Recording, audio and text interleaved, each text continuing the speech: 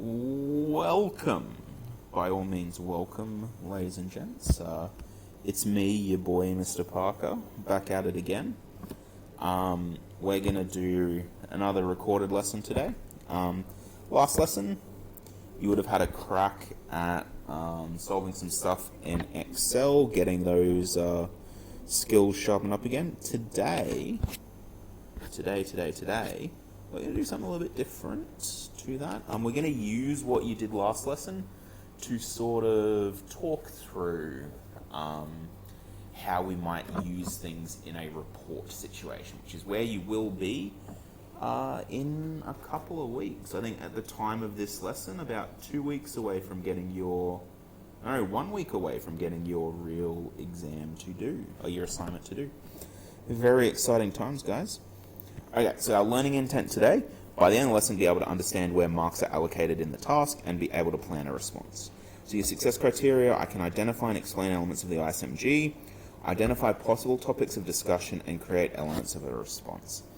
Now, we were originally going to do a little bit more on this today, but we scaled it back a little bit just because it's going to be a bit dense. So I will skip through a couple of sections just in the interest of time. I don't want to bore you all to death. Okay, so last lesson we used a sample of bivariate data, which was Netflix shows watched compared to how many days of holidays. And today we're going to look at how this maths could be translated into a report, similar to the one you will do for your IA1 this term. So first, I think that should be so. So first, we are going to quickly recap the ISMG that you will use. A copy is in the Useful Documents tab for you to look at your leisure. You guys have used these in Year 11 for all your subjects, I'm assuming, or most of your subjects, or maybe even some of your subjects. But ISMG is the shorthand for Instrument-Specific Marking Guide. Now, this is your teacher's Bible for how to give you marks. I can't give you extra marks because I like you, and I can't remove marks because I don't like you. It all has to be very clear on this guide here. And if I send an assignment away and I've given a 4 for this criteria, I need to have documented on the task sheet why I've given that 4 or why I've given that 3 or that 2. And if I haven't done that, and when it gets sent away, someone looks at it and is like, I don't really agree, you haven't shown me the evidence for why that is, the mark might get changed. So we're not only trying to make sure that we're communicating really clearly what everything on the ISMG means and how it affects you.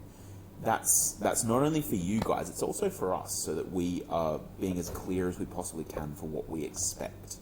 And I know there was a little bit of confusion around some elements last year where some students thought, oh, but I feel like I've really done this. For example, I've documented appropriate assumptions, seeing as that's the first one there. Whereas the teacher said, well, no, I think you made a statement. So we're going to talk a little bit about what those differences are. So let's go through it. You have 4 criteria in maths. Your first criteria is formulate. This is all about setting up your reports. So this is like laying the foundation of the report, I suppose you would say. Now, you will see it is out of 4 marks, this criteria. There are 20 marks total. And this is also worth 20%. So what that means is each mark is worth 1% of your overall final grade. So if you get 20 out of 20 on this, that means you've locked away 20% of your overall grade already. So this, and I've said this before, it's really important that you smash out this task. Get as much help as you can.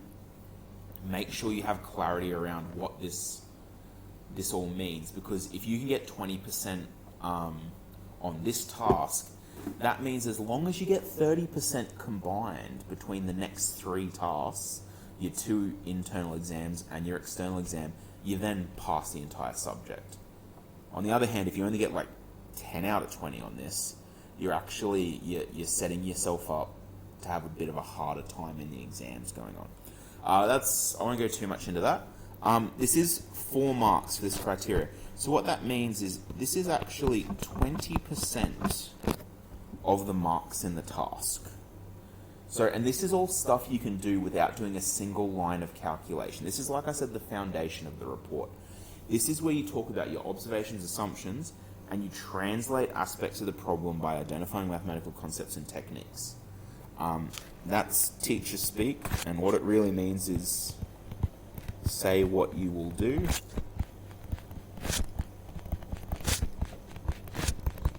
In the intro.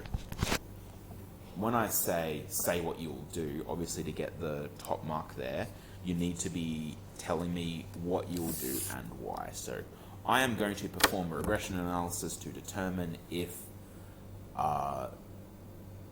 the number of shows watched on Netflix on holidays fits a linear model. To do this, I'll calculate standard deviation, coefficient determination, yada, yada, yada. And then, do this, that, and the other. So that's what you need to do well there. So your observations, assumptions, that comes in the consideration section. And we're going to spend a bit of time on this today. What are we looking for as teachers in observations and assumptions? Now, you might notice, if I get a highlighter here, between the 1 and the 2 box and the 3 and the 4 box, the language that changes is in the 2 box. We have statement of some assumptions. And then at the top, documentation of appropriate assumptions. So the difference between that, the layman's terms, I suppose, if you just gave me some assumptions. So if you just say, these are my assumptions, and said 3 or 4 things, I don't know. That would be a statement. But if you then said, here are my assumptions, and they were all appropriate, so relevant to the task, things that matter, and you'd gotten all the important ones, I would say that is then documentation of appropriate assumptions. So if you've... it's hard to think of this Netflix one because that's quite a small example. But if we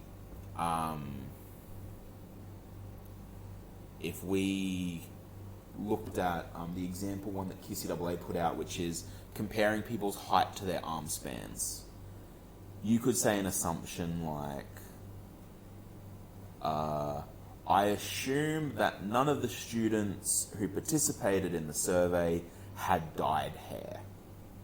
You've stated an assumption. Is it appropriate? No. Have you documented the ones that are relevant?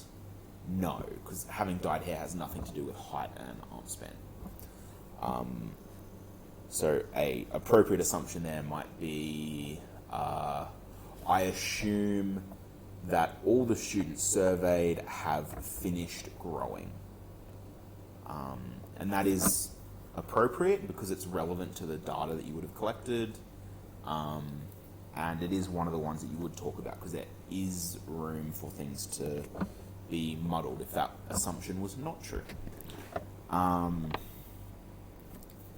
then, I wasn't going to go through in this much detail, but here we are. I'll do it for the observations as well. So we have statement of some, once again for observations, and accurate documentation of observation.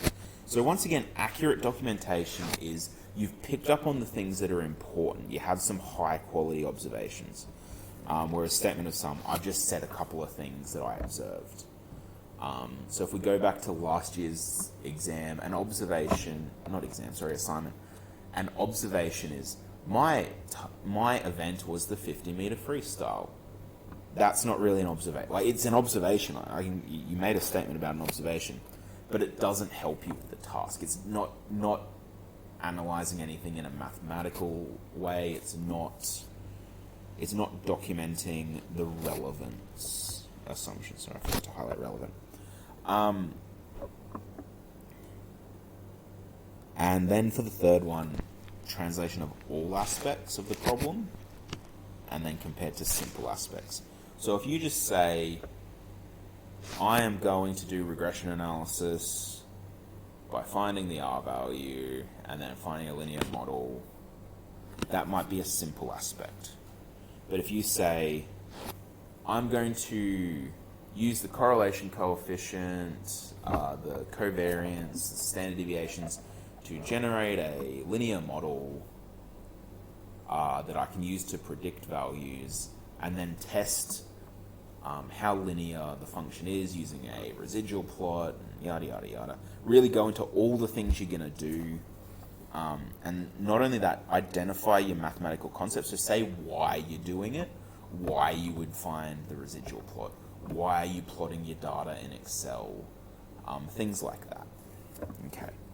I'm not going to touch solve today. That's one of the things that, like I said, we cut. We'll do that in a subsequent lesson. But I am going to talk about evaluate and verify. So in this one, you're evaluating the reasonableness of solutions, and you're justifying your procedures and decisions by explaining mathematical reasoning. Now, this is one that historically students do not do well in. Like, if you look at the year 12s across general and methods last year, what you find is that even people that were topping out in the other criteria, they're getting 2s and 3s here, or maybe a 4,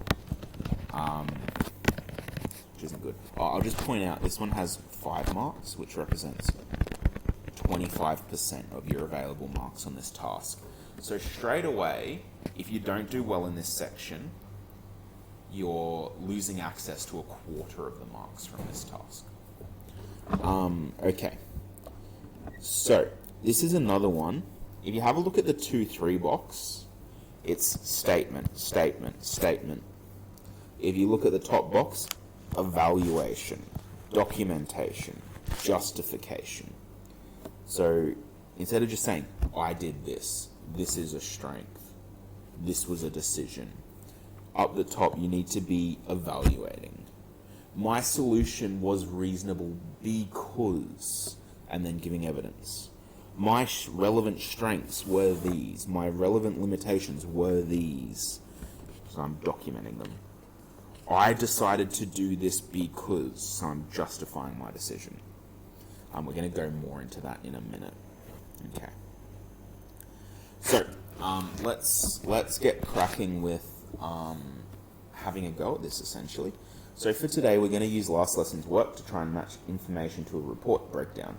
Your answers from yesterday should look something like this. So I just did this in Desmos in like 2 minutes. So yours will probably be a bit nicer looking, have actual axis labels and titles for your graphs and things like that. But what you should have found is that your line of best fit looks something like that. Your residual plot looks like this. And your statistic should have been your coefficient determination, R squared, was 0.44. Your R value was 0.6, so 0.6, that's a moderate positive relationship. Your parameter values was A equals 0.43 and B equals 4.05.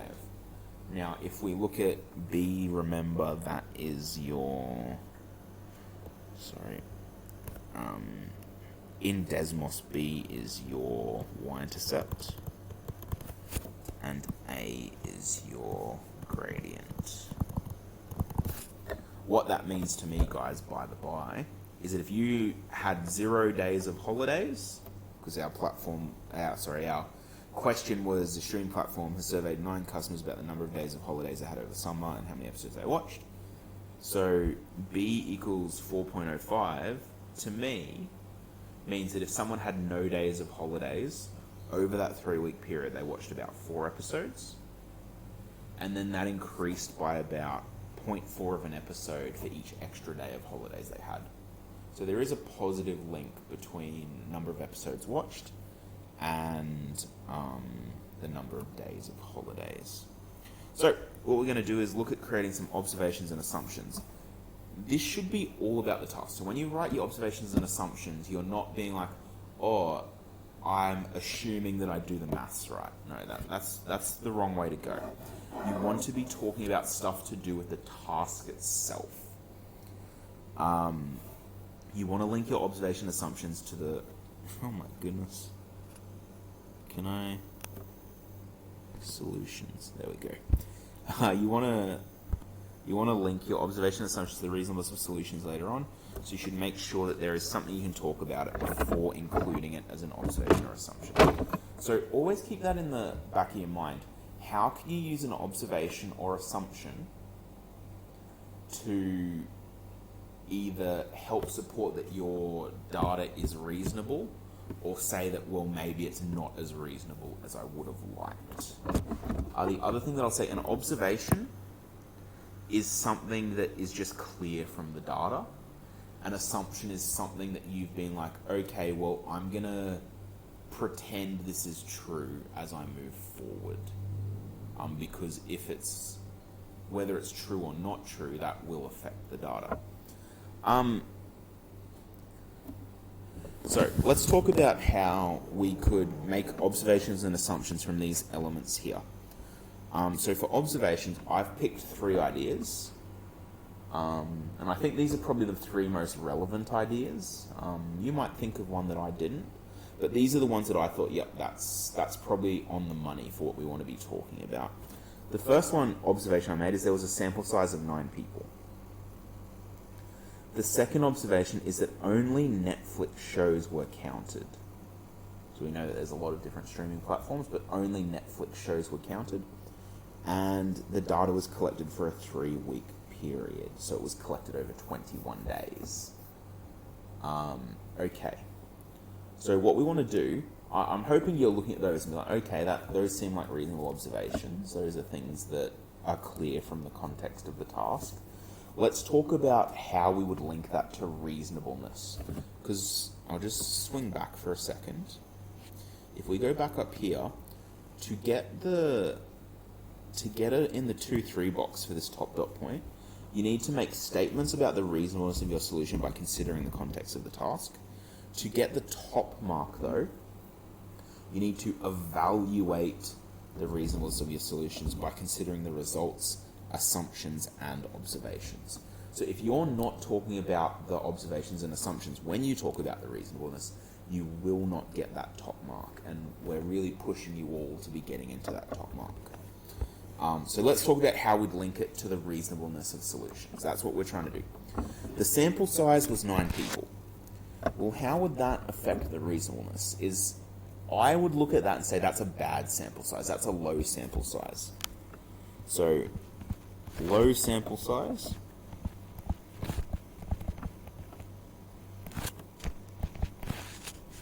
That is, obviously, 6 weeks without writing anything by hand has made my handwriting worse. I do apologize, guys.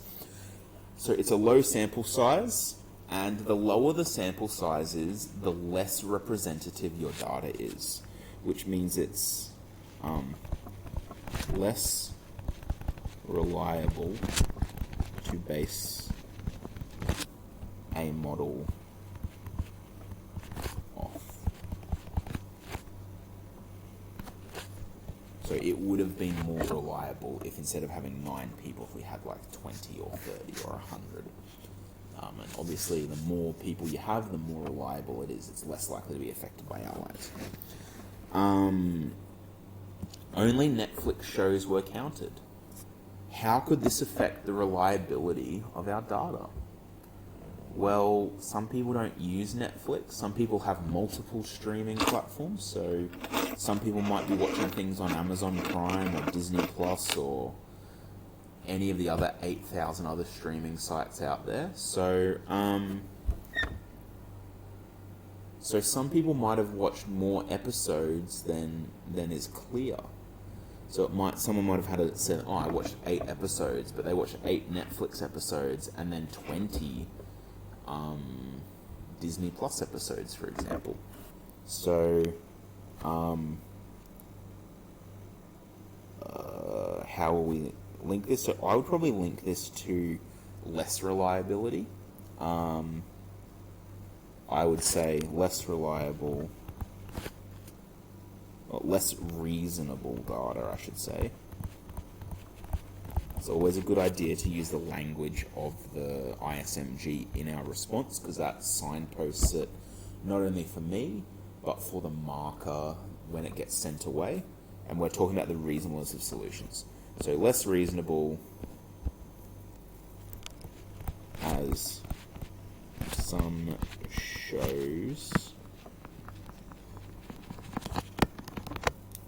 shows may not have been counted. Okay. An observation. The data was collected by a 3-week period. It does say over summer. Over summer.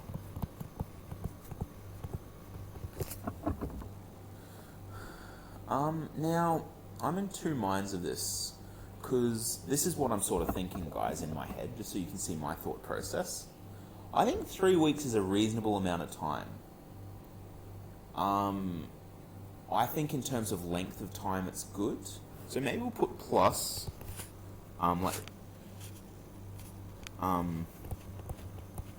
good length of time.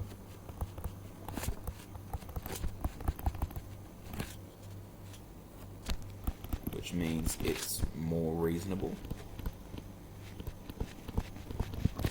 But for a minus, for something that makes it a bit less reasonable, now I might be wrong about this, and you tell me, but when I think about over the summer holidays, I think of stuff like Christmas, traveling to see your family. I think of stuff like if you're in a sporty sort of house, instead of watching Netflix, you might be watching, for example, the Boxing Day test, or the Ashes, or things like that. There's a lot of other stuff going on during summer holidays.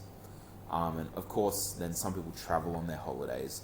So maybe summer holidays may not be the most representative time to survey.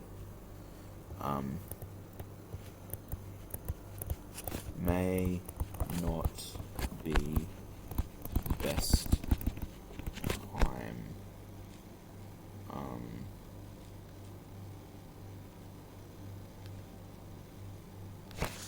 So you can talk about that in your original as well.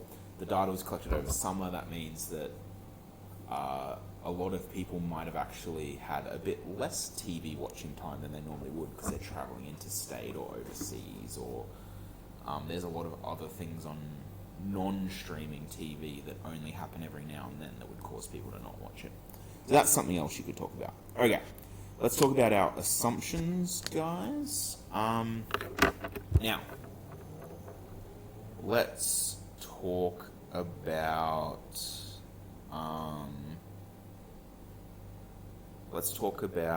I don't know what that is. The first one, episodes were a similar length. So, what is an assumption? I'm assuming that episodes were similar lengths.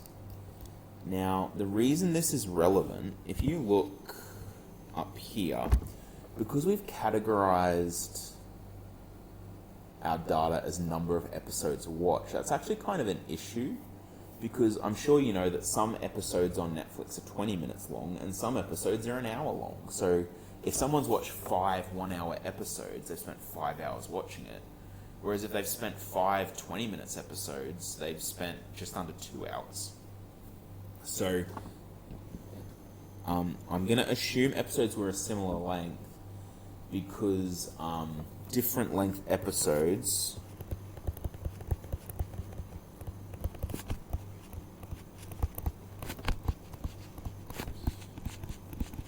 would make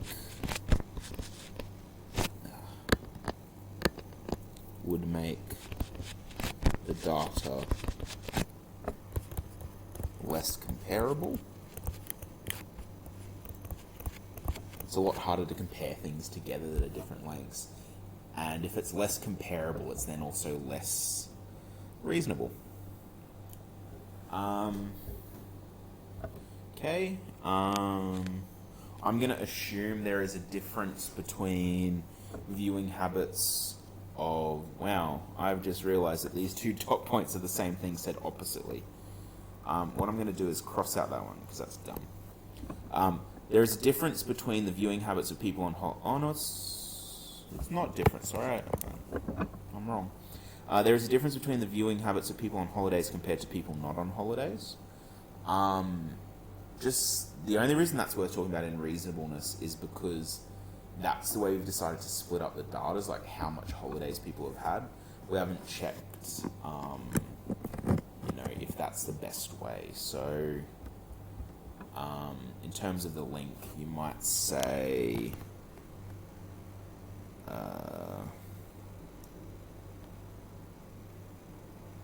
sorry guys, I'm having a bit of a mind blank here. In terms of the link, we're trying to talk about reasonableness. We're going to assume there is a difference. So that's a plus for reasonableness, because that means our data is valid to compare.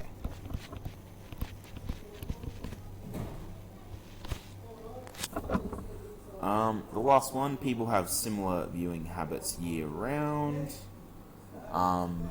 That's sort of coming back to that over summer period, where we're sort of assuming that the fact that it was summer didn't really affect it. So people have similar viewing habits year round. You could say the link to your reasonableness would be that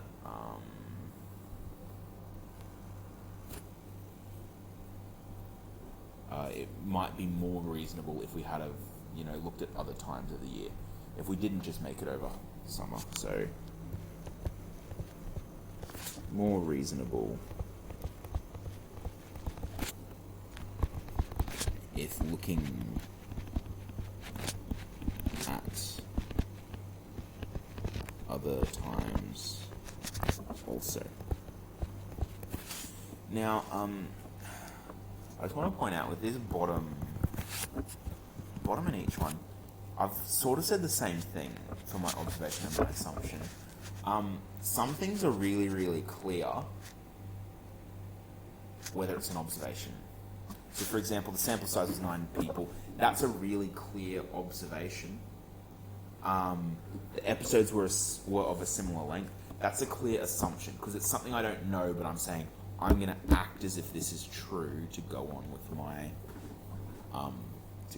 analysis. This bottom one, though, depending on how you word it, could be an observation or an assumption. There is a bit of overlap between them, which I know is a source of a bit of frustration for some students, because you want it to be very clear cut, and it's unfortunately not. Anyway, let's keep cracking. So let's talk about how things can be added to the evaluate and verify section of the task. So that one there, that was really the introduction section. So that was 20% of the task. This one is now 25% of the task. So notice we're not even talking about maths yet, and we've already done 20% of the task. Now we're talking about discussing the maths, so not doing it, just discussing it and what we've found, and that's another quarter of the mark, so it is quite heavily weighted. So this is just the top box of the evaluate and verify section. We've already looked at this a little bit. So note in the top mark range, you need to talk about your reasonableness of decisions.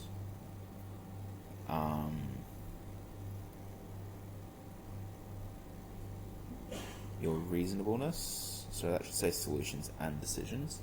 Your strengths, limitations, your justification of your mathematical decisions. This is quite a lot, so let's make a list of things that you could talk about for each one.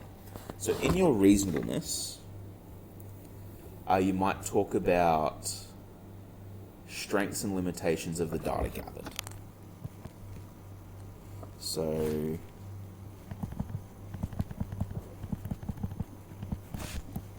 of data gathered. Now, we just listed out a ton of stuff with observations and assumptions about the strengths and limitations of the data we gathered. So all of that stuff you could condense down and put into that dot point there. I'm not going to rewrite all that stuff. But we're talking about the reasonableness of solutions here. And we need to consider the results, the assumptions and observations. So we've already talked about that stuff is here, the obs/assumptions. So, in terms of reasonableness, how can we talk about whether our solution was reasonable, or evaluate whether it was reasonable. So we need to talk about things, when we're talking about our solution, what we're really talking about is our linear model, our y equals a plus bx model. And if a solution is reasonable, these are things we can talk about. The r, or the r squared value. And the reason that's important is because the higher they are, means that our solution was more reasonable.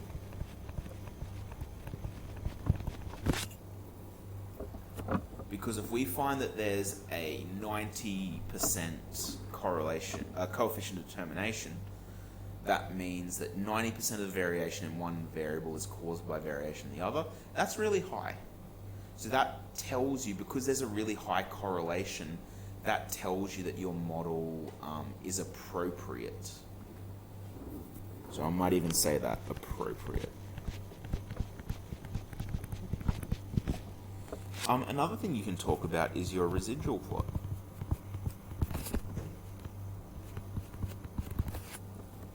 A residual plot tells you whether a linear model is appropriate or not. Once again, using that word appropriate. And if you find that the linear model is the correct model, that then reinforces that your model is reasonable. Your residual plot shows you used a relevant model. Okay, I should really include strengths and limitations together. Okay.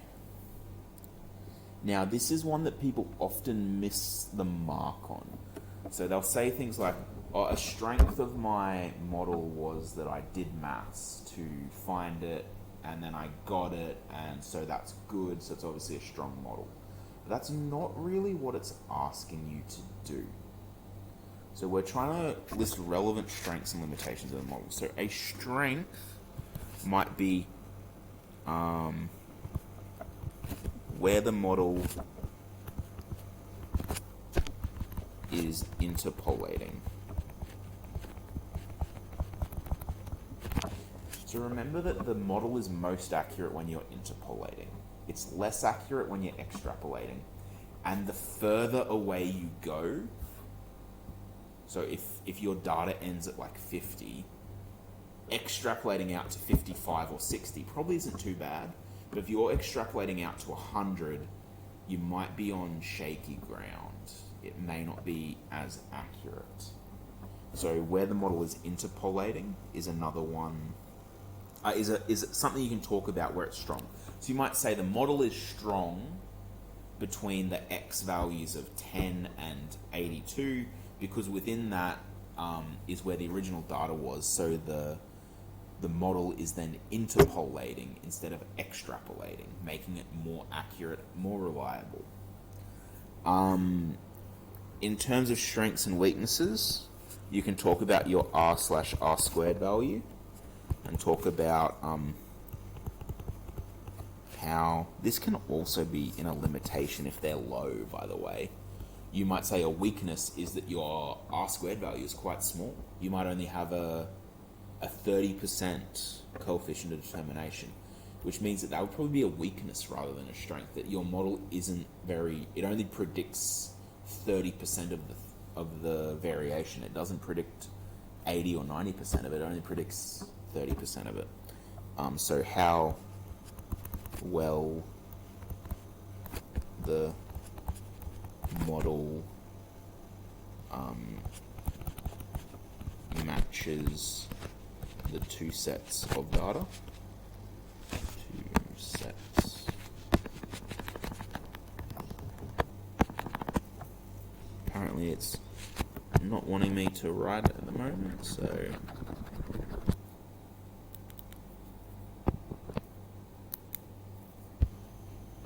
okay. Here we go, I think I'm back. Nope. sets of data.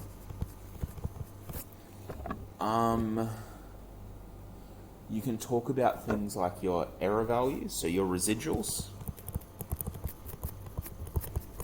This is another one where you can also talk about it down there. So residuals, low residuals mean a strong model. The lower your residuals are, the closer your data is to the the closer your model is to the data, I should say. Something for your limitations, you can talk about where the model is extrapolating.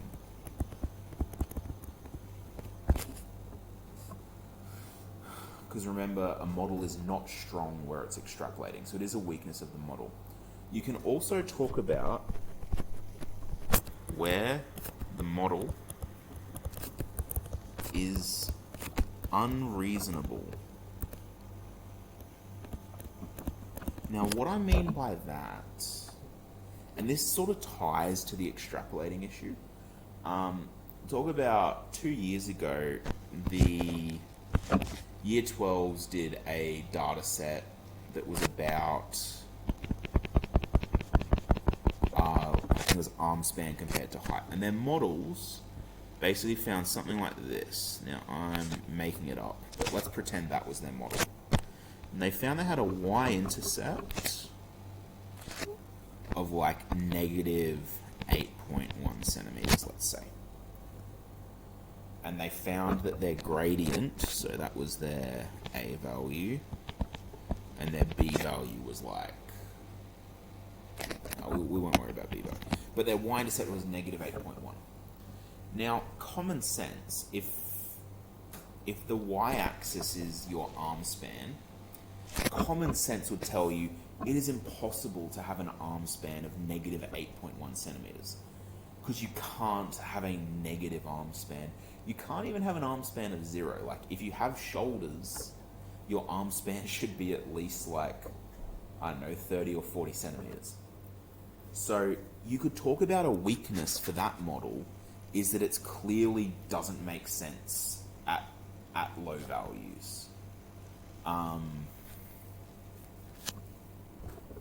And sort of tying into that, does the model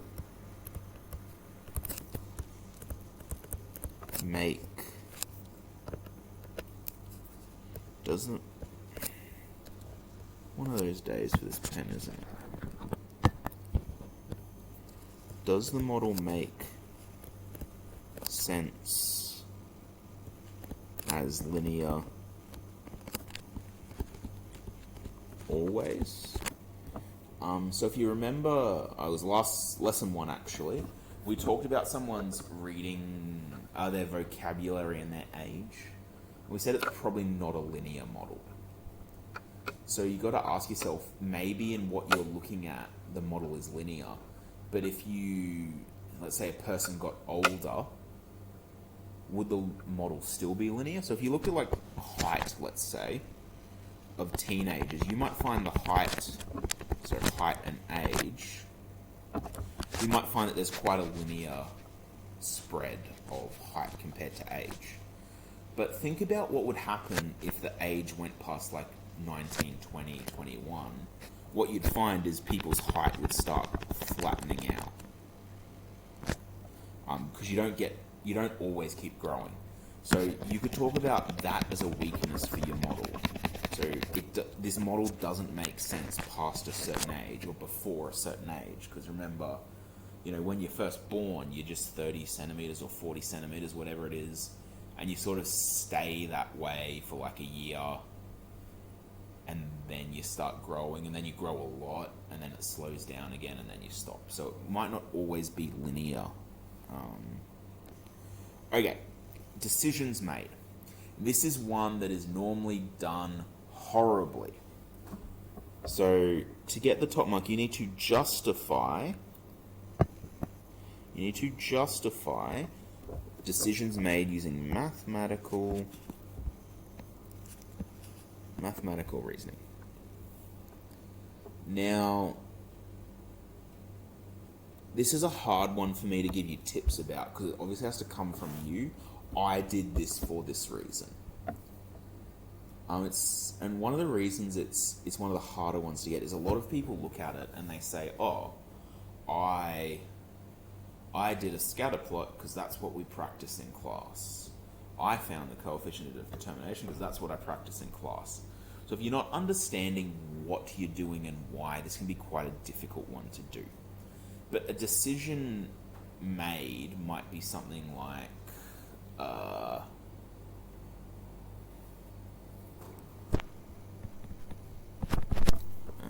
my pen wants to work. It apparently does not. I think it might be time for me to get a new laptop, guys.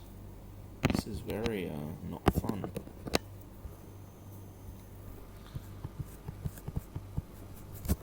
I'm not sure what's going on here, ladies and gents.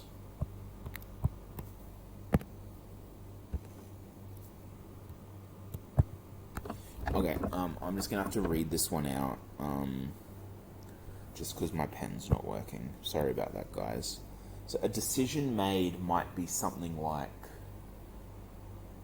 a residual plot was used to check if the model, if a linear model fits the data. So I've said a decision that I've made. So a decision I made was to use a residual plot, and the reasoning behind it is I needed to check if a linear model was appropriate or if a linear model didn't fit in this case. A decision made might be I calculated and you probably shouldn't use I in a formal maths report, so we'll try and avoid that. If we said the regression analysis was calculated first by hand and then checked on Excel or checked on Desmos using technology to ensure that the values calculated were accurate and correct. You've said what you did, I rechecked my work using technology, and then give me the reasoning behind that. I did it to be accurate. Something else might be I chose variable, age as my x values because age is the explanatory variable. I expect age to be the explanatory variable. You see, you're justifying what you've done, and you're using mathematical reasoning, explanatory. Oh, now my pen works, but I'm not going to go back and write all that stuff. I'm going to say checks. So using technology / processes. So using a residual plot to check if a linear function is appropriate. What else did I just say then? X variable and Y variable as the explanatory or response variable.